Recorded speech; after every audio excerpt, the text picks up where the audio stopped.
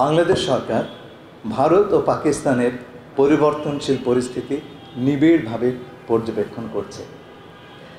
বাংলাদেশ পরিস্থিতি নিয়ে গভীর উদ্বেগ প্রকাশ করে এবং উভয় দেশকে শান্ত থাকার, সংযত থাকার এবং পরিস্থিতি আরও খারাপ করতে পারে এমন কোনো পদক্ষেপ নেওয়া থেকে বিরত রাখার আহ্বান জানাচ্ছে।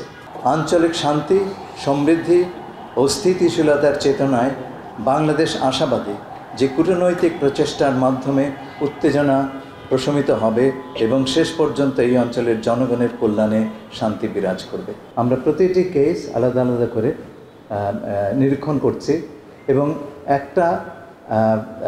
আমাদের সিদ্ধান্ত হচ্ছে আমরা কেবল আমাদের দেশের নাগরিক যদি কেউ থাকেন এবং তা প্রমাণিত হয় তাহলে তাদেরকে আমরা গ্রহণ করব এবং এটা ফর্মাল চ্যানেলে করতে হবে। এভাবে পুশ ইন করাটা সঠিক নয়।